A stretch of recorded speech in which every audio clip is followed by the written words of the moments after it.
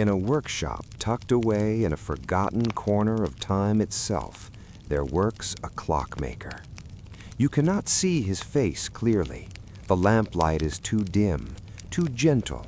Shadows soften every edge, blur every certainty. He does not rush. He never rushes. His hands move slowly, methodically, across brass gears that have not turned in centuries. Each motion is deliberate, each pause intentional.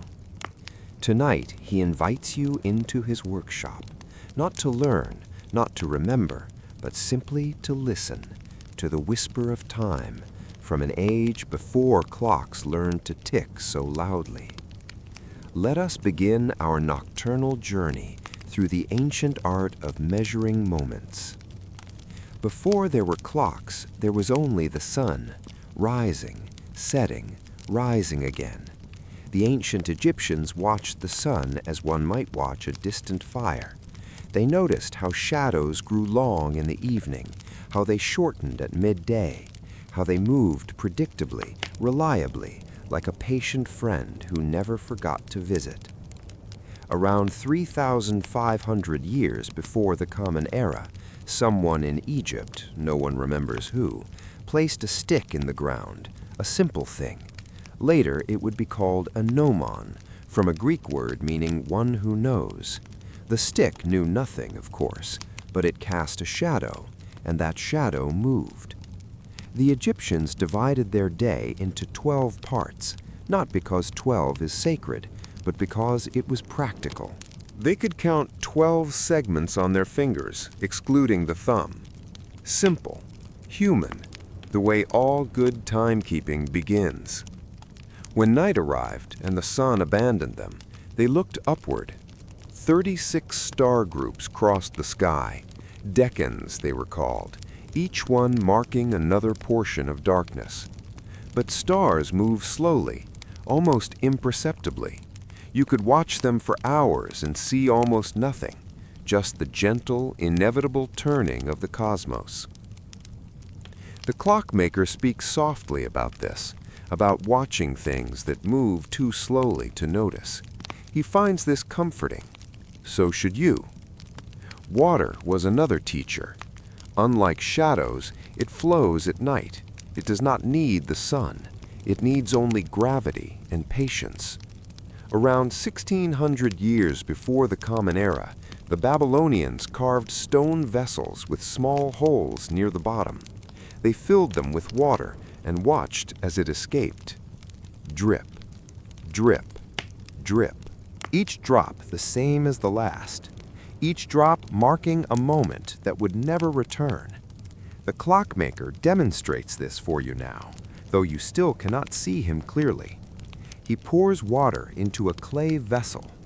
The workshop fills with the sound of gentle, persistent dripping. He tells you the Babylonians called these vessels Clepsydra, water thief, because water, like time, steals away when you are not watching. Inside the vessel are markings. As the water level descends, an hour passes, then another. But these are not our hours. A Babylonian hour stretched and contracted with the seasons. Summer hours were long, winter hours short. Sunrise to sunset was always divided into 12, regardless of how far the sun traveled. Their clocks demanded attention, adjustment, care. Different vessels for different times of year. The clockmaker finds this beautifully inefficient. All that effort, all that devotion, just to watch water descend. Shelves around you hold dozens of such vessels, each slightly different, each marked with symbols you do not recognize, each waiting to be filled. Tonight, none are. Tonight, you simply observe them. Let your thoughts wander across their surfaces like water not yet poured. There were gentler ways to measure time, ways that required no water, no sun, only patience. In ancient China, during the Song dynasty, scholars developed incense clocks. Not clocks as we know them, but something quieter, more intimate. A wooden mold carved with intricate pathways, labyrinths pressed with fragrant powder, agarwood, sandalwood, flowers that bloomed only in certain valleys. When the mold was lifted away, a delicate path remained, a maze going nowhere, leading only to its own end. A small ember was lit at the beginning, not a flame, just a glow. It traveled slowly through the incense, winding through curves and spirals, sometimes for 8 hours, sometimes 12. You can smell one now, faintly, sandalwood and something else, something unnamed, something that reminds you of nothing in particular, just a vague, pleasant memory. Different sections of the path were made from different incense, so the scent of the room changed as time passed. Morning jasmine, afternoon cedar, evening chrysanthemum. Time became something you breathed, not something you measured. Sometimes tiny metal balls were placed along the path. When the ember reached them, they fell into a bowl below, marking the hour with a soft chime. Often there were no sounds at all, just smoke, just ash, just the slow consumption of something beautiful. The clockmaker says this is his favorite way to keep time, time that destroys itself, time that cannot be rewound, time that leaves behind only fragrance and memory. He does not light the incense tonight, he only looks at it, and you follow the path with your eyes, around and around, deeper into spirals that lead nowhere important, just around and around. In medieval Europe, time belonged to prayer. Monks gathered 7 times a day, guided by bells. But bells required someone to know when to ring them. Candle clocks answered that need. Tall candles, marked with lines, each line an hour, or half an hour, depending on the wax, the wick, the maker, variables no one fully understood. The clockmaker shows you many such candles, slender, thick, marked with faded paint. King Alfred the Great once used them, 6 candles, each burning 4 hours, relayed endlessly through the day. Wind was their enemy. A breeze could steal minutes, even hours, so candles were placed inside horned lanterns. Thin sheets of animal horn softened the light to a warm amber glow, captured sunlight. Some candles held metal pins at each hour mark. When the wax melted to a pin, it fell with a soft clatter, waking a monk in the darkness, time calling you from sleep. Tonight, the pins stay silent, the candles unlit. The monks remain in their distant centuries, and you remain here, where time calls no one. Then there is sand. Of all the ways humans have marked time, none is more hypnotic. 2 glass bulbs, a narrow throat, gravity. The clockmaker's wall is filled with hourglasses, white sand, black sand, red sand from forgotten deserts, even blue sand that seems impossible. He takes one down. Pale silver grains shimmer in the lamplight.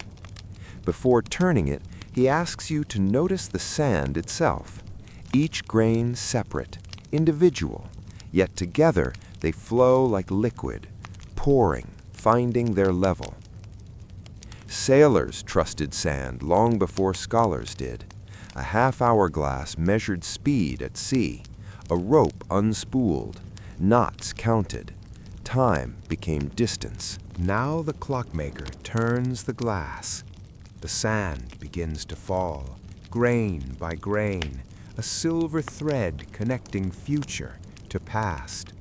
The sound is barely there, like breath, like distant rain.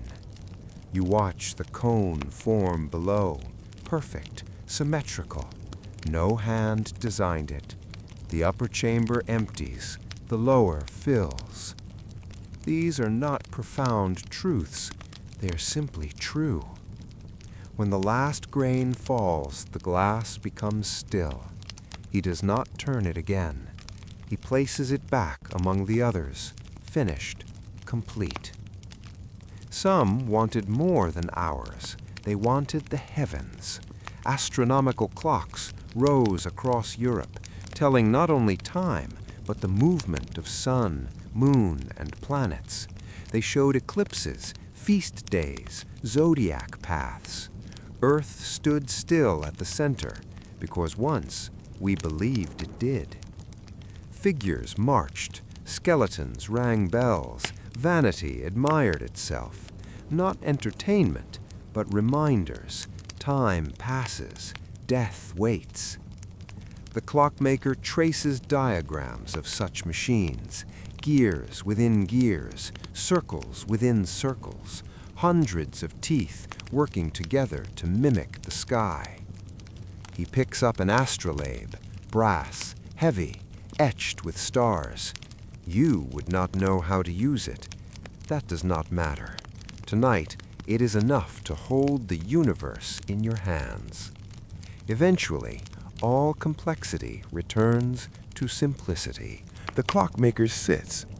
He asks, almost inaudibly, what time is.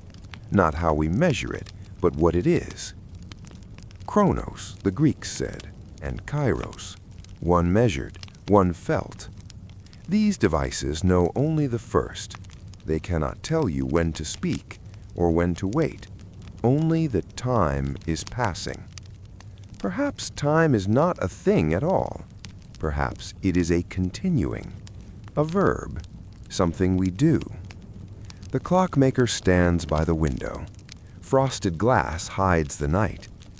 Time passes the same in darkness as in light, he says. Clocks do not need to see. He thanks you, not for learning, but for spending time gently, without urgency, the way time prefers. The lamp grows dim, or your eyes grow heavy. It is hard to tell. The clockmaker returns to his bench, restoring devices that measured hours that no longer exist. He does not say goodbye. There is no need. You leave as you entered, quietly, like sand through an hourglass. Outside, time continues, measured or unmeasured, noticed or unnoticed. Time simply is. And you are here, in this moment, already passing, already becoming the past. Sleep gently, sleep slowly. The clockmaker will be there when you return.